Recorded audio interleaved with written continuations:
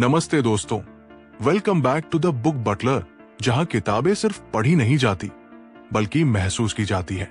आज हम फिर से उतरने जा रहे हैं पावर की उस डेंजरस थ्रिलिंग दुनिया में, जहां जीतने वाले वो नहीं होते जो सबसे अच्छे होते हैं, बल्कि वो होते हैं जो सबसे ज्यादा स्मार्ट होते हैं।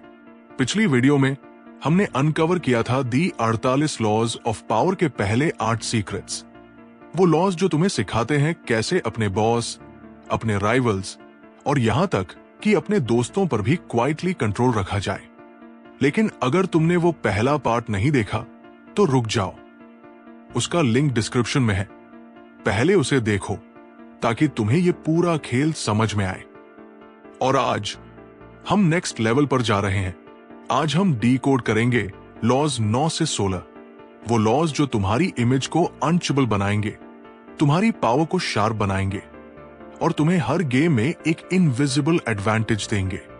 सोचो, क्या हो अगर तुम बिना बोले जीत सको? क्या हो अगर तुम्हारे एनिमीज तुम्हें समझ ही न पाए? क्या हो अगर तुम्हारी प्रेजेंस ही उन्हें नर्वस कर दे? आज के वीडियो में हम वो ही सीक्रेट्स खोलने वाले हैं। तो बकल अप दोस्तों, because the game is about to get even more dangerous. और सिर्फ वही जीतेगा जो इन लॉज को मास्टर करेगा। रेडी? चलो शुरू करते हैं लॉ 9 से। अब शुरू करते हैं law 9। Win through your actions, never through argument. अपनी जीत को वर्ड से मत प्रूव करो, एक्शन से करो। अब जरा इमेजिन करो, तुम एक हीटेड डिबेट में फंसे हो। सामने वाला चिल्ला रहा है, तुम्हारे पॉइंट्स काट रहा है, तुम्हारी बातों को उल्टा घुमा रहा है।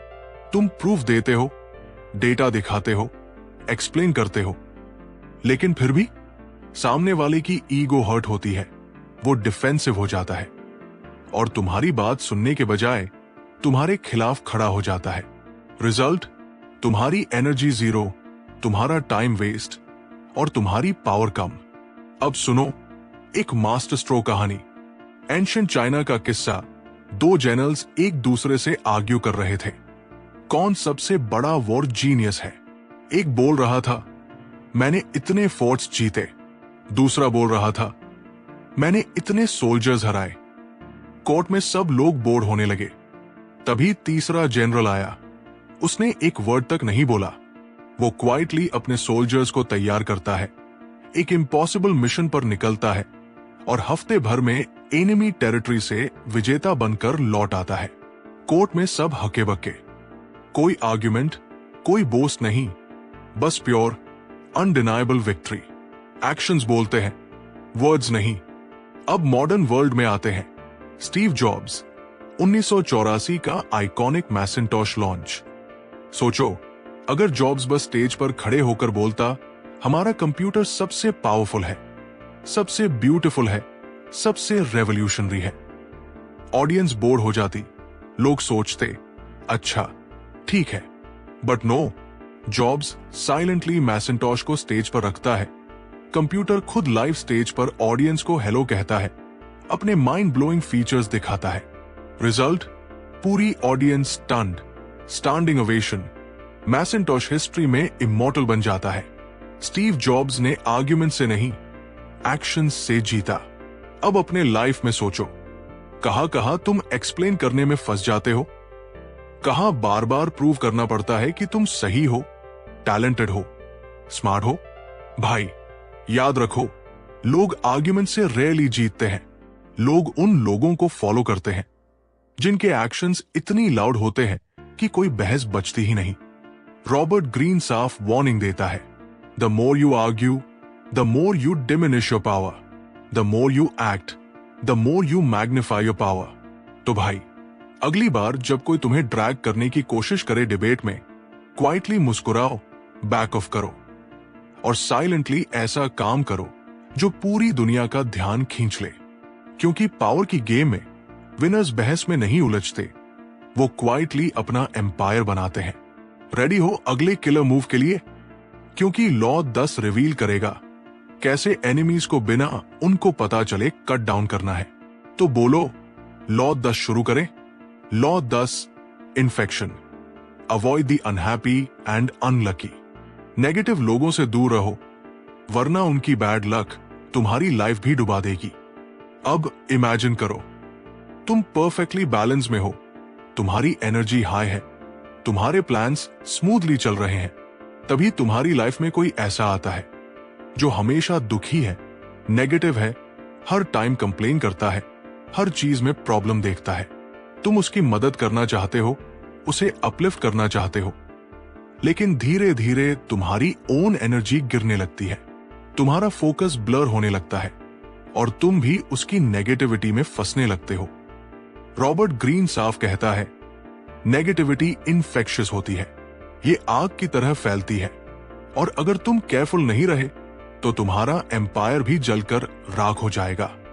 अब सुनो एक ब्रूटल स्टोरी। फ्रेंच कोर्ट में एक बार एक चार्मिंग ब्यूटीफुल वुमन आई। वो सबको अपनी सैड स्टोरी सुनाती थी, अपने दुखड़े रोती थी और लोग नेचुरली उसकी मदद करना चाहते थे। पर धीरे धीरे जिसने भी उसकी मदद की, उसकी खुद की फॉर्चून्स गिरने लगी, बिजनेस डूबा, सोशल स्टेटस गिरा, हेल्थ बिगड़ी और वो वुमन वो बस अगले पर्सन पर मूव कर जाती जैसे कोई वायरस। पावरफुल लोग समझते हैं सिंपैथी डेंजरस हो सकती है, तुम्हारी एनर्जी प्रेशियस है और तुम्हें केयरफुली डिसाइड करना होगा कि तुम उसे किस पर खर्च कर रहे हो। अब मॉडर्न वर्ल्ड का एग्जाम्पल, तुम्हारे ऑफिस में एक कोलीग है जो हर टाइम कंप्लेन करता है, यार बॉस बेकार है, कंपनी खराब है, मेरी लाइफ खराब चल रही है। तुम सिंपैथेटिक बनकर उसके साथ टाइम बिताते हो, उसे समझाते हो, सपोर्ट करते हो और धीरे धीरे तुम्हारा ओन मोटिवेशन भी नीचे गिरने लगता है। ये सटल होता है बट डेडली होता है। रॉबर्ट ग्रीन का रूल सिंपल है, surround yourself with the lucky, the happy, the positive, avoid the unlucky, the miserable, the energy drainers. अब सोचो, तुम्हारी लाइफ में कौन है जो तुम्हारी एनर्जी ड्रेन करता है, कौन है जो तुम्हें नीचे खींचता है और किसके साथ टाइम बिताकर तुम्हारी पावर ग्रो होती है। पावर की गेम में तुम्हें रूथलेसली केयरफुल होना होगा, क्योंकि एक गलत कनेक्शन तुम्हारी पूरी गेम बिगाड़ सकता है। रेडी हो नेक्स्ट मास्टर स्ट्रोक के लिए, क्योंकि लॉ 11 रिवील करेगा कैसे अपने राइवल्स को हमेशा कंफ्यूज रखो अनप्रेडिक्टेबल बनकर। Law 11, learn to keep people dependent on you. Power का असली खेल तब शुरू होता है जब लोग तुम्हारे बिना कुछ भी नहीं कर सकते। Dependence control. अब जरा इमेजिन करो, तुमने किसी को सब कुछ सिखा दिया, ट्रिक्स, शॉर्टकट्स, स्ट्रैटेजी, और कुछ ही हफ्तों बाद वही इंसान तुम्हारी जगह लेने आ गया। अब वो तुम्हें नहीं पूछता, तुम्हारी जरूरत नहीं समझता और तुम सोचते रह जाते हो, मैंने तो इसका भला किया था, फिर ये मुझे पीछे क्यों छोड़ गया। क्यों? क्योंकि पावर उन्हें मिलती है जो खुद को रिप्लेस होने नहीं देते। अब सुनो एक स्टोरी जो तुम्हारे रोंगटे खड़े कर देगी। 15वीं सदी का फ्रांस, कार्डिनल रिचेल्यू एक चर्च लीडर था, लेकिन उसकी रियल पावर पॉलिटिक्स में थी। उसने किंग को यह फील कराया कि पूरे फ्रांस की स्टेबिलिटी उसी की एडवाइस पर डिपेंड करती है। किंग पावरफुल था, लेकिन रिचेल्यू ने ऐसा नेटवर्क, ऐसी स्कीम्स बना रखी थी कि बिना उसकी परमिशन एक पत्ता भी नहीं हिल सकता था। और मजे की बात, रिचेल्यू कभी थ्रोन पर नहीं बैठा, लेकिन पूरे किंगडम की असली पावर उसी के हाथ में थी। पावर उसे नहीं मिलती जो सबसे लाउड है, पावर उसे मिलती है जो सबसे नीडेड है। अब आज की दुनिया में आओ, हर कंपनी में एक ऐसा बंदा होता है जो सब कुछ जानता है, सिस्टम्स, पासवर्ड्स, प्रोसेसेस। उसकी नॉलेज इतनी डीप होती है कि बॉस उसे फायर करने से डरता है, क्योंकि उसे हटाने का मतलब होता है पूरा सिस्टम क्रैश। ऐसे लोग रिप्लेस नहीं होते, वो इंडिस्पेंसिबल बन जाते हैं। अब सोचो, क्या तुम्हारा कोई ऐसा स्किल है जो तुम्हें दूसरों के लिए अनमोल बना देता है? क्या लोग तुम्हारी जगह किसी और को सोच भी सकते हैं? रॉबर्ट ग्रीन सीधा कहता है, to maintain your independence you must always be needed and wanted. The more you are relied upon, the more power you hold. तो भाई, सिर्फ स्किल्ड मत बनो, इरिप्लेसेबल बनो, नीडेड बनो, ताकि लोग तुम्हारे बिना इमेजिन भी ना कर पाए। तैयार हो अगले किलर मूव के लिए? क्योंकि लॉ 12 सिखाएगा कैसे अपने इंटेंशंस को हमेशा सीक्रेट रखकर सामने वाले को कंफ्यूज और कंट्रोल करना है।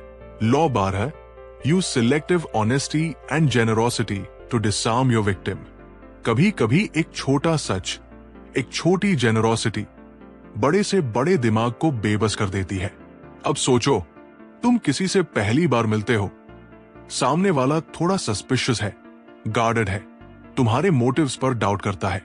अब तुम उसको कोई ऐसी बात बता देते हो जो बिल्कुल पर्सनल लगती है, थोड़ी वल्नरेबिलिटी दिखती है, और सामने वाला अचानक रिलैक्स हो जाता है। वो सोचता है, अरे ये तो जेन्युइन है, गार्ड नीचे, डिफेंसेस वीक, और वही मौका होता है गेम पलटने का।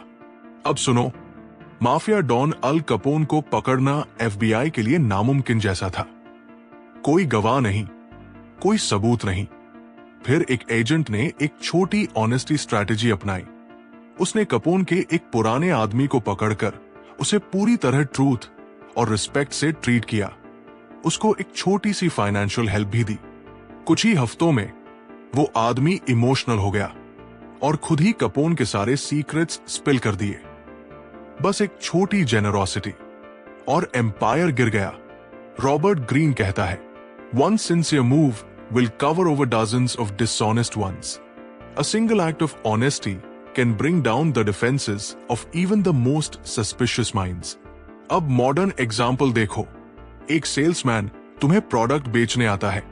पहले 10 मिनट तक वो सिर्फ तुम्हारी नीड्स और प्रॉब्लम्स पर फोकस करता है। फिर सडनली वो कहता है, बाय द वे, हमारा ये वाला प्लान आपके लिए जरूरी नहीं है, ये पैसे बर्बाद करेगा।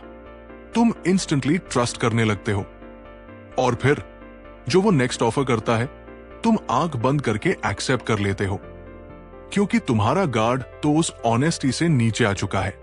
भाई, याद रखो, दुनिया डाउट से चलती है।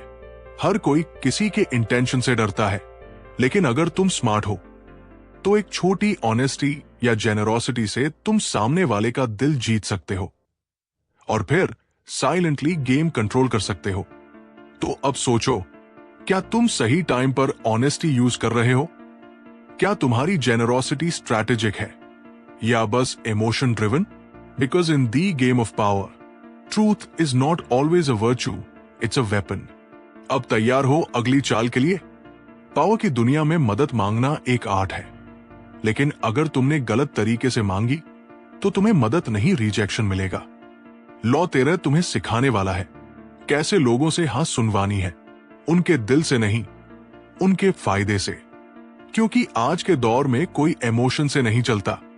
हर कोई सोचता है, इसमें मेरा क्या फायदा है? तो आज का ये लॉ तुम्हें बना सकता है एक ऐसा कम्युनिकेटर जो किसी से भी अपनी बात मनवा सके, बिना इमोशनल गिल्ट के, सिर्फ प्योर स्ट्रैटेजी से।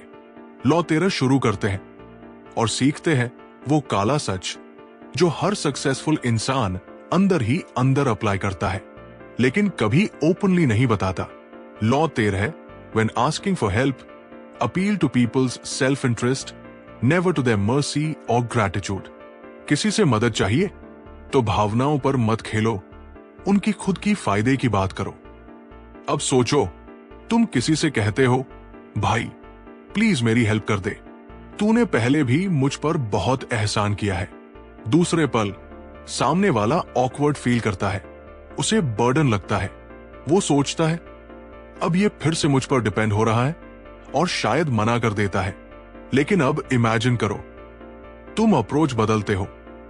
तुम कहते हो, भाई अगर तू मेरी हेल्प करेगा तो हम दोनों का फायदा है, और मैं तेरे लिए भी कुछ सेट कर दूंगा। अब सडनली सामने वाला सोचता है, इसमें मेरा भी बेनिफिट है। वो रेडी हो जाता है बिना हेजिटेशन के। रॉबर्ट ग्रीन कहता है, appeal to self interest. People care more about what's in it for them, not what they owe you. Gratitude fades, but personal gain shines forever. अब सुनो एक हिस्टोरिकल मूव। 16वीं सदी, इटली। आर्टिस्ट मिशेलेंगेलो को एक wealthy banker से पैसे चाहिए थे।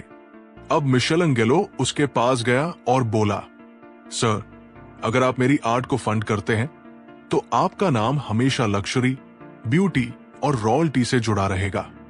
रिजल्ट, बैंकर ने ब्लैंक चेक दे दिया। क्यों? क्योंकि मिशेलेंगेलो ने उसकी सेल्फ इमेज को ट्रिगर किया, उसकी खुद की एम्बिशन को टच किया। पावर की दुनिया में इमोशनल रिक्वेस्ट काम नहीं करती। लोग बिजी हैं, सेल्फिश हैं और प्रैक्टिकल हैं। अगर तुम ये बोलते हो, please help me, I am struggling, वो तुम्हें अवॉइड करेंगे। लेकिन अगर तुम बोलते हो, if you help me, your influence और विजिबिलिटी बढ़ेगी, तो वो खुद कांटेक्ट करेंगे। सो आस्क योरसेल्फ, क्या तुम लोगों से मदद मांगते वक्त उनकी साइकोलॉजी समझते हो? क्या तुम उन्हें बताते हो कि तुम्हारे काम में उनका बेनिफिट क्या है? पावरफुल लोग इमोशनल सिंपैथी नहीं देते, वो स्ट्रैटेजिक डील्स करते हैं। Law 14, pose as a friend, work as a spy. दुनिया दोस्ती पर नहीं, जानकारी पर चलती है, और जो दूसरों की सच्चाई जान लेता है वो ही असली पावर प्लेयर होता है। इमेजिन करो, तुम्हारे सामने कोई मुस्कुरा रहा है, दोस्ती कर रहा है, तुमसे दिल की बातें कर रहा है, लेकिन अंदर ही अंदर वो तुम्हारी हर वीकनेस नोट कर रहा है, तुम्हारी इमोशंस, तुम्हारे सीक्रेट्स, तुम्हारे पैटर्न्स। क्योंकि वो दोस्त नहीं है, वो एक स्पाई है, disguised as a well wisher. Robert Greene कहता है, gathering information discreetly gives you control, and control is power. Be friendly, curious and silent, let others talk, and they will give themselves away. अब सुनो एक ancient master stroke. China का master strategist सन टीजेड्यू हमेशा कहता था, war में जीतने के लिए तुम्हें तलवार की नहीं, जानकारी की जरूरत है। उसने अपने दुश्मनों में स्पाइस भेजे, जो सोल्जर्स बनकर उनके कैंप्स में शामिल हो गए। वो एनिमी की स्ट्रैटेजीज जान जाते और फिर बिना लड़ाई के एंटायर आर्मीज को हरा देते।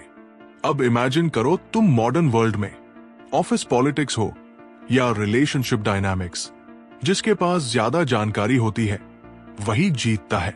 क्योंकि जब तुम सामने वाले की साइकोलॉजी, हैबिट्स और फियर्स को जान लेते हो, तब तुम उसकी अगली चाल भी प्रेडिक्ट कर सकते हो और उसे पहले ही काउंटर कर सकते हो।